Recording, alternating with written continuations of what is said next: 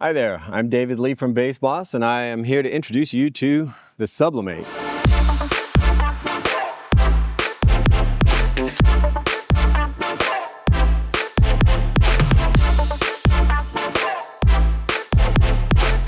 The Sublimate is a column-esque cabinet. It's a column that looks like a column, but behaves better than a column. Specifically, it is an 18-inch subwoofer and a dual 8-inch high output top cabinet that is arranged to be as thin as possible and is elevated up above the audience by the spacer section.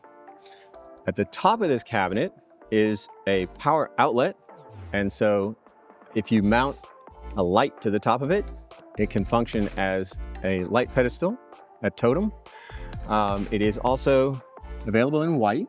And when you stack this up, you've got your signal output that feeds through this hollow chamber and a power outlet that feeds through into here and through to the top. Okay, so that's the basic outline of the physical structure of it. People asked us, when's BASSBOSS going to build a column? And we have sort of an aesthetic, a sound quality requirement that there wasn't a way to achieve what this will do with the conventional sort of column components, little drivers and, you know, miniaturizing it. So we decided to do something nobody else was doing. And this is it's a column crusher. There you go. It's a column crusher. It definitely has, as far as I'm aware, it has no competition in the market. This sets a new standard. What it's for and why it is the way it is that columns are aesthetically very desirable, but acoustically, they suffer from negative effects of the attempt at the use of that technology. By that, I mean that a bunch of little drivers, no matter how many you have sort of a low frequency capability limit. And so that means that the crossover to your low frequency element has to go relatively high. And that can really change the quality of the sound, especially in vocals, and a lot of times that's most noticeable in male vocals, in that it'll get muddy, it'll get unclear at the bottom of the vocal range because the little drivers aren't able to do that range, and so the low frequency element is, but it's down by everybody's feet and it doesn't cut through and get out into the audience. Another downside is just absolute output. Little drivers, smaller radiating area. So it's not a linear progression between a 6-inch and then a 12-inch. You know, it's not double, it's many, many times more. So when you've got an 8-inch driver versus a 4-inch driver, it is a lot more displacement and a lot more sensitivity and a lot more output capability, not to mention the fact that it can operate down below 100 hertz. So that gives us the ability to do essentially full range down to 70, 80, 90, 100 hertz from your top section, and then transition to your sub, and you don't have this muddiness and boominess in between the two. More importantly than that is the output capability of this top section is well ahead of anything else on the market that can be described as a column in this sense. I mean, it is 8.5 inches wide, and each section is 36 inches overall. Where they interlock, they absorb a slight amount of distance, and so you end up with a cabinet that altogether in this configuration is almost 9 feet high. I am 6'4". My eyes are right about 6 feet. That's where these cabinets split, and then that puts your mid-high element well above the audience, and it has 120-degree horizontal coverage, so you can get a very wide room and a very deep space as well, because it's got the MTM. So specifically, way up here, there's an 8-inch. In the middle, there's a 1.4-inch throat line array waveguide. So you've got a 3-inch voice coil compression driver firing into a line array waveguide, specifically the same waveguide that we use in our line array, the MFLA. Below that's another 8-inch driver, and below that is the port for this enclosure and the locking mechanism. So this is a high output two-way cabinet. with a very tight vertical pattern. MTM means that you get consistent vertical pattern up and down and extremely wide coverage off of this setup. 8-inch drivers have wider pattern than a 12-inch driver at 1000 hertz. So you actually have a really wide pattern across the entire spectrum with this configuration. Now, as you'll observe, this thing is tall, and I'm on a stage at this point, which would make it way too high for use in this situation. So it wouldn't necessarily be on the ground, or the audience would need to be on the same level. But in a situation where you would have like a 2-foot stage, there's an optional 1-foot spacer that will go and lower this section down by 2 feet. That gives you the option to use it in places where the ceiling might not be that high, although this amount of output in any room that has a ceiling that low, yeah, that would be fun, but you probably wouldn't need it. So it would give you that option. So this is really set up at this point for a standing audience. If you have a seated audience, you'd use the lower section for a seated audience, so you're not going too far over their heads, because that vertical pattern is relatively tight.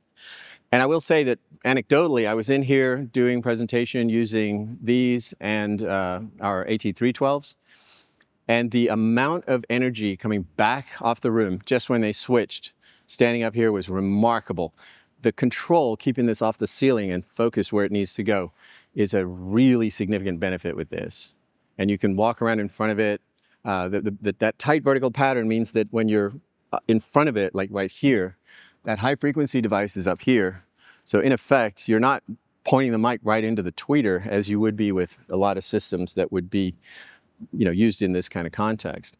So it's really good for that, and will, rock. It does rock. Large weddings, ridiculously compact transport form factor. We feel like it's a game changer. I think it's going to be a really popular thing for folks who need to have a significantly high output box that is attractive and super capable. The bottom end is really quite capable. It has a 4-channel amplifier in it. 2 of the channels are bridged on the 18-inch woofer. It's a 4-inch voice coil woofer. This box will go down to 32 hertz. And the other 2 channels are lows and highs up here, which means it's an active system. It's not a passive network. It's actively controlled, so we have control over that from the amplification. It has built-in DSP, so it's got currently 12 push-button presets and more available through the software. And the presets adjust how low the box goes, because the lower it goes, the more careful you have to be with the limiting. So if you move that crossover point up from 32 to 34 to 36 to 38 to 40, which is what the presets do, it opens up a little bit more dynamic capability from the subwoofer. Then the adjustments also include how loud the top section is relative to the bottom section. So the top section, it can be set deep and dark, all the way up through as bright as you can make it. One of the advantages to having that capability is that you can actually supplement the low end of this box with one of our other subwoofers. DJ18, SSP118, VS21 are the easy ones that kind of just sit next to it and will supplement the output of this, because you can use every bit of this with the additional subwoofers, where by itself, this subwoofer will only get you to whatever it'll do, 130 dB, I believe. But this will leave that behind. And given that people want 6, 10, 12 dB more in the low end than in the top end, you might need to add some more low end to get full utilization out of the top end. So the aesthetic. You've got a relatively elegant box that will get out across a large crowd and will do, well, big conference center rooms, great for corporate events, great for speech, getting to the back of the room, high dynamic power. You can pipe music, and you can do anything that you would use a high-powered 2-way system for, but you want a more attractive aesthetic. This box is good for that. Another thing about it is that it's integrated, seamless, and easy. You stack these together, and we'll show you the details of how easy that is, but once you stack them together, you've got some presets to choose from, and you've got one power input. If you want to put a light on top of it, you put it on there and you stack it and the light's up there. Everything about this is made to make it really easy to deploy and to be deployed by somebody who doesn't need to have a 4-year degree in audio engineering or something. You just basically plug it in. It's that simple and that easy. When people have heard what this thing can do, it's quite surprising. When you compare this to any other sort of column system on the market, it's not a fair comparison because it's conceived of from a different perspective. It's made to look like a column, to replace a column where a column just isn't enough. It isn't adequate. So you get the aesthetic, but you get the performance that you need from a high output professional system. So that's where they sort of meet, is where you have a demand for more higher output, better quality sound than a column can deliver, but you still need that elegance and that very compact form factor. And these things will deliver for that in a much bigger scale than anything else that's out there that's anywhere similar to this in form factor. To make it even easier to deploy, it actually comes with its own transportation cart and covers, and the whole thing packages down and is on a cart lying down. It's basically 3 feet by 3 feet by 20 inches. It's super compact to transport. Everything goes in its cover. The covers Velcro together, and the cart, it just tilts onto the cart. It's an entire package. The link cables are included. The Nutric PowerCon True 1 waterproof connector on top. Use it or don't. It's there if you need it, and lightweight. So the whole thing altogether is 175 pounds, and moving this top section into place, it's made to be very easy in terms of it's made to be one person setting this up. It looks like intimidating, but the way it's put together, it's really not a challenge for one person to put this up. It's not like you're trying to lift something over your head and put it on a pole. It's just made to work with the leverage that's available, and one person can put this together. Roll it out into the position, tilt it this way and that, take the covers off and stand it up. That's the Sublim8. Other than it being sublime, it's a sub, a liminal spacer, and 8s. So that's how it got its name. It is a sublime little sub with 8s.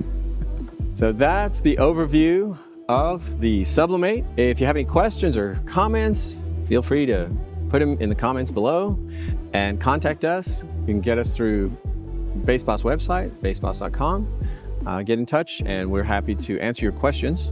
And hopefully you'll see one of these in your mail soon.